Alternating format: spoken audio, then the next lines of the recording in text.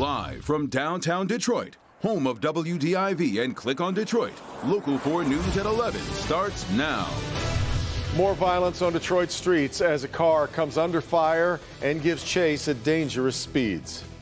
Frustrated and demanding answers. A huge crowd packs tonight's Dearborn City Council meeting, upset with the city's response to last month's historic flooding.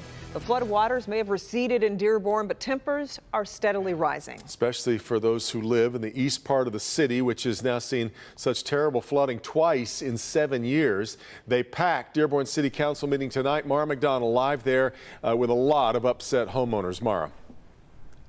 Devin, this meeting is still going on. They got a late start to public comment. People waited it out. They want to tell this council that they are basically at their wits' end when it comes to flooding. Enough. That's what those who live in East Dearborn are saying about two major floods in 7 years that have wiped out thousands of dollars in home items and exhausted people's patience. My house reeks. It stinks.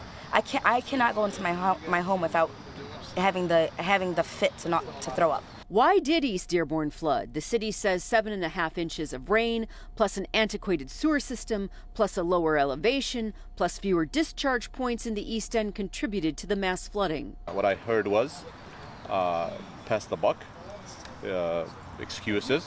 From what we've seen tonight, those who were flooded are furious about the expense and the upset of seeing their homes damaged. But more than that, they feel they're getting the runaround, which wasn't helped tonight by the city council's decisions to go through more than 50 contracts and resolutions instead of immediately opening the meeting up to public comment. Nobody from city council, city administration even says, I'm sorry, we could have done better.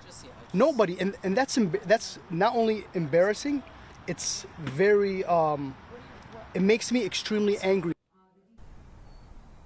Back here live, the council opened it up to public comment late tonight. That public comment is going on right now. I will tell you two things that city council has told this crowd tonight. Number one, they appropriated $500,000 to help up with cleanup efforts. And number two, the council as a whole wants to put out an RFP to a civil engineering firm to have a new set of eyes come in here, assess what the situation is, and tell them why this keeps happening and hopefully how to prevent it in the future. We're live in Dearborn tonight. I'm Mara McDonald, Local 4. I certainly understand the frustration. All right, Mara. Other news tonight, a Detroit business owner takes matters into his own hands after being targeted by a group of teenagers. The teens went on a shooting spree with a paintball gun, leading to a dangerous chase and crash near 6 Mile and Schaefer. Jason Colthorpe spoke to the man whose company's car was shot. And Jason, this could have ended very badly. It's amazing, Kim, that it didn't end more badly. When you see the video of where the first paintball shot hit his window was slightly rolled down. It easily could have hit him in the head, could have caused him to crash his car. Who knows, maybe much worse. They shot at me. This is the end of a chase that began miles before when a vehicle was sprayed with shots. Hit the front of the car and knocked the mirror out. I could have lost control of the wheel. I could have died. This is the car that shot at me right here. That's the voice of the owner of the Smell of Detroit, a Motown fragrance line. He was driving around 1 Tuesday afternoon on 6 Mile, just a normal day of deliveries and transactions, when he describes what happened next. Instantly got hit. I heard, fa fa. As soon as I heard it, I'm like, what? You know, so then when I looked to the left, I seen a paintball on the windshield, but it was orange, like a big orange splash. I'm like, okay, well, you know, did somebody just run over some juice or something that just squirted up here, or what just happened? Like, it happened so fast. He figured out he'd been hit by some paintball bandits and caught up to them at the next light. Light turned green. By that time, I was on it. He wasn't about to let anyone shoot up the Smell of Detroit's company where the shooters crashed in the area of 6 Mile and Schaefer. What if I pulled out my strap? What if I pulled out the gun and sent shots at them? Yeah, just way too many shots fired on the roads of Metro Detroit lately, that's for sure. Now, after the crash, witnesses there said the teens, we believe they're all teens that were in that vehicle, fled. Police were able to arrive pretty quickly, and Detroit police tell me tonight they arrested one 18-year-old man in this, but the man we just heard from said he saw three kids in the car, including a young teenager. Detroit police not saying anything about them tonight. Back to you. Yeah. Jason, was this the only incident that they know of? Well, Detroit police, it's an ongoing investigation, can't say, but the man we interviewed said when he was on the scene with police, they had said these teens had shot up 2 other cars before they got to his. So we're waiting to see how this all shakes out as they keep looking for more people. And we'll be following it. Yep. Okay. Jason, thanks. Let's bring in Ben now. I know everybody, I think, is ready for a break from the rain. Isn't that the truth, though? So, Ben, are we going to get it?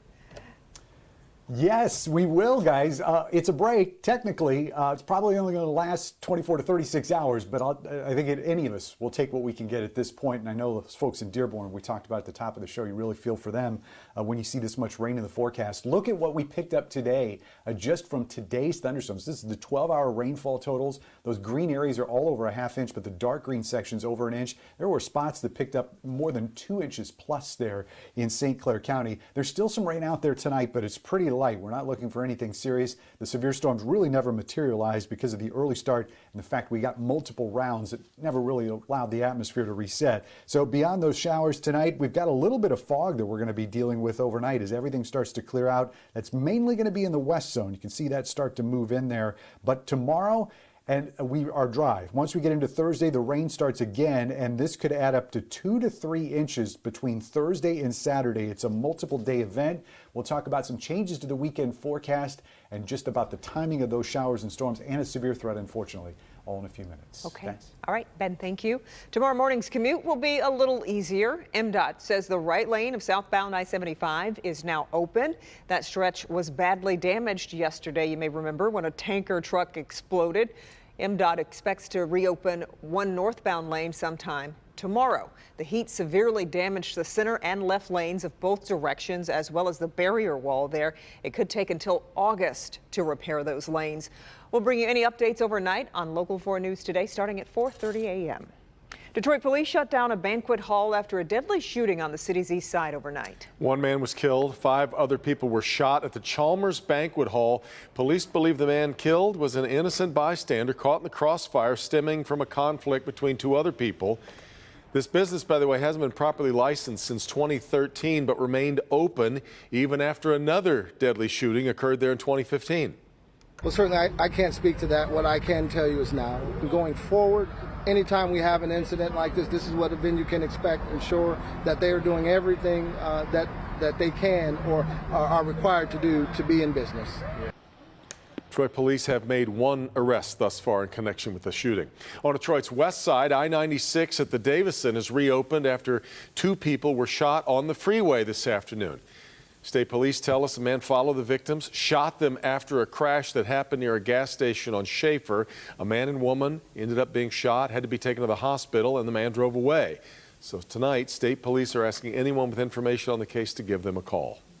The state will announce the first vaccine sweepstakes winners tomorrow.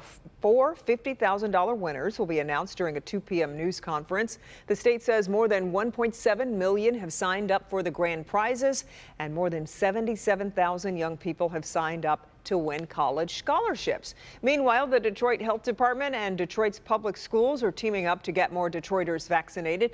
Tomorrow, the vaccine will be offered to any Detroiter age 12 and older at East English Village High School. Man who was paid to install a security system at the home of Eric Smith took the stand today in the case against the former Macomb County prosecutor, testified that he was paid with forfeiture money and that Smith asked him to change the invoice.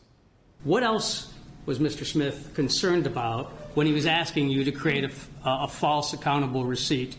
In addition to his political image, the audits going on, taking place. The county audit. Yes, and the fact that the work that we did at his house, he didn't want it to appear improper. Last year, Smith pleaded guilty to federal obstruction of justice charges. In this case, he is charged with 10 felonies, including racketeering and 5 counts of embezzlement, and he could spend decades in prison if convicted. Still ahead, a woman says her dog was stolen after a violent car crash. She is like a little person. How the thief got away with the dog despite being confronted by a tow truck driver on the scene. Tim. We're going back to class tonight. but it's a class with a difference. You earn while you learn. Coming up, I'll introduce you to the program that's setting youngsters up with jobs that turn into careers that will last a lifetime.